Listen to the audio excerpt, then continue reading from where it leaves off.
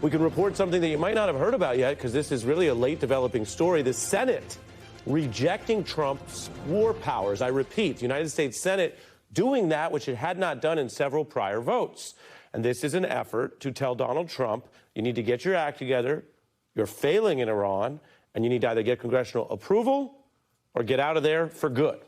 For Republicans joining Democrats, it is a striking break, as the Times puts it, for the GOP-led Congress. Remember, this is basically something that can't happen without Republicans rejecting Trump. The resolution technically is non-binding, but it is building support to basically corner the president as he already retreats on what has been, by many accounts, a failed war policy. New signs also show that voters are excited for the Democratic Party. In the 2026 primaries, turnout is way up, and that includes in Republican districts, which is exactly the kind of blinking red light that has Republicans and their allies nervous. Washington Post crunched those numbers. Democrats have cast 12.6 million ballots in all the primaries so far.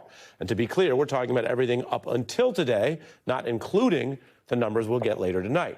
As you can see, it's not even close, where Republicans are lagging at 8.6 million. And then there are the defections. Whatever you think of Tucker Carlson, do you find him consistent? Do you find him honest? Do you find him ethical with the way that he has been attacking black and brown people and Jewish Americans repeatedly and quite directly? You might find him to be, for all those reasons, not someone you look to as a North Star on ethics. He certainly has been quite the bigot online. Having said all that, he is a very prominent Republican Trump supporter. Until recently, he broke with Trump, citing a range of issues. Well, tonight, we have more news. This man who makes his living nowadays not on Fox News or selling books, but primarily online, talking to people that he thinks are right-leaning, has decided those right-leaning people don't want to hear any advertisements for the Republican Party. And going into a midterms where some people think the Republicans are going to lose, Tucker, who is selling content to these people online, has decided now is the time to tell them he's not backing Republicans in the midterms anymore. I would not support the Republican Party. There's no chance I would support the Republican Party. I've been a consistent defender for 35 years of the Republican Party. I mean, very consistent defender. But there's no defending this because it's immoral. So, no, I'm out. And if I'm out, then I think a lot of other people are out. You could hear the beginning of a tell at the end of that little clip because he says he's out, but then a lot of other people are out, which he must know because maybe he thinks his audience is out. He is spinning this like he did the Trump defection as about his morals, whatever they may be. I'm going to ask my panelists tonight, including Reverend Sharpton and Molly Jong-Fast, about whether there's more to this, whether he's just kind of his own kind of poly-market poll for the Republicans' declining favor, which you can see in the polling as Trump crashes to a new low of 30%. Meanwhile, Trump is showing what his priorities are. The vanity projects that have stumbled and drawn all kinds of ridicule continue to have problems. And then he has the losses in court.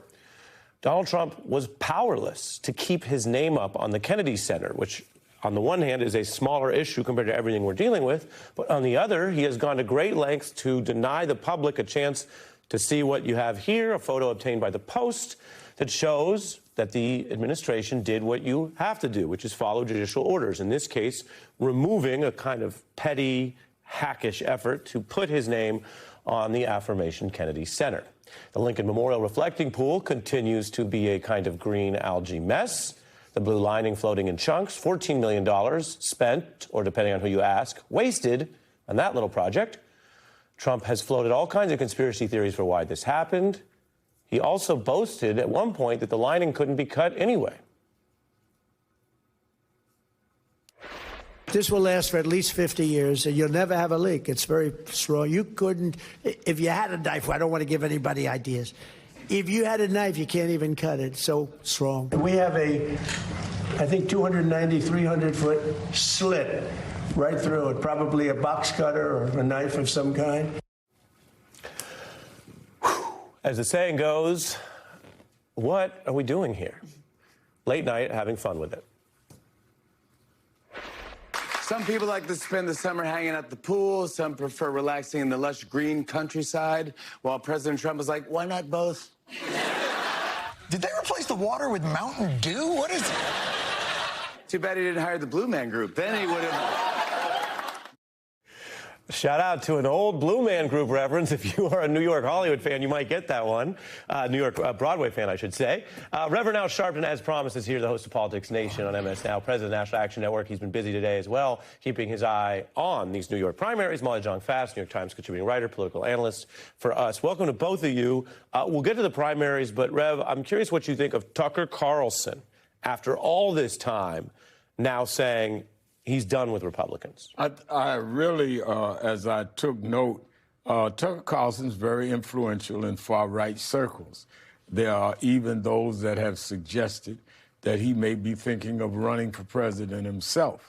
And if he does, that would, in my opinion, be very beneficial to the Democrat, whoever that may be, to have a Republican nominee. And Tucker, who you could not underestimate, we get a lot of the far-right guys and ladies that agree with that. I know Tucker. He's a very strange guy.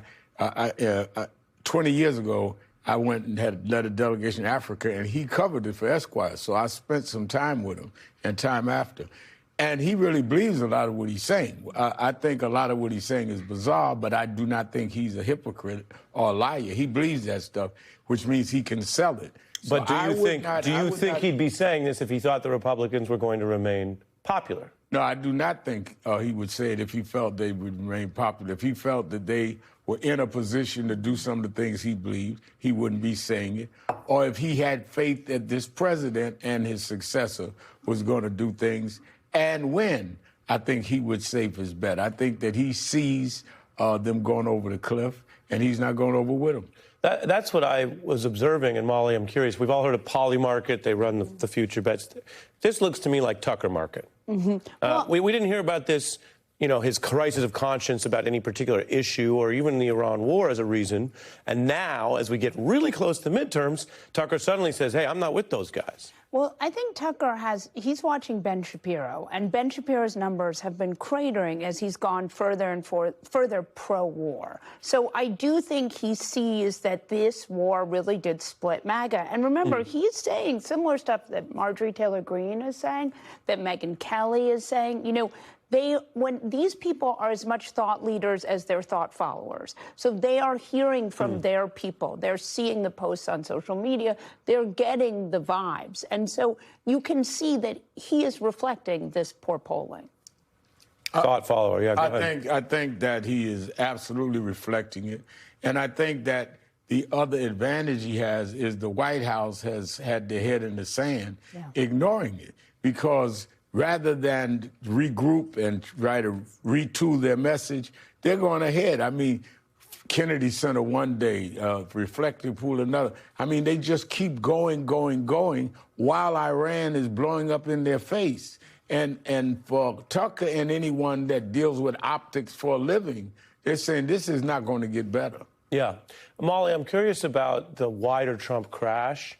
They have the old cliche, oh, you're fighting the last battle. And so many people seemed affected, even politically traumatized by Trump's comeback, that they don't seem to realize we're not in a 50-50 nation. Right. We're in a 60-30 nation when it comes to Trump. Doesn't mean people love Democrats or they automatically get a win. But on the question of this Trump second term, it is a very clear verdict. We have another indicator, and it's a cuter one. And why can't we talk about cute things? What's the cutest thing in the world, Molly? I know that's an unfair question. My new rescue dog, my little puppy. Cuter. Inky. Think about a little animal, but a little human animal. Babies. Babies. Yeah, yes. Babies. It wasn't supposed to be a hard one. Babies are cute. And people look at their babies and they don't name them Donald anymore. Okay? Naming your kid Donald has never been as unpopular as it is now. The lowest point in history, according to Social Security data. On the one hand, Molly, what are we talking about? Rev says that sometimes when things go off, right? Is that fair? Absolutely. Yeah, sometimes Rev will go, what are we? And I must mention our dog Milo, otherwise I also won't cute. Get in the house. So sometimes Rev says, what are we talking about? But what we're talking about is a different type of indicator, not for the political junkies and the news junkies, but just regular people, which includes conservatives and Republicans, who are part of the data set that go, That cute little baby, don't name it Donald. Right. It's vibes-based, but it's still relevant. And remember, this is a point where sometimes the polls are inaccurate. Trump was able to get these ones and twos, these low-frequency voters out to vote for him. And he did it by getting into the culture. So this stuff is actually really relevant in a weird way. And I do think it is an indicator. I think that is absolutely right.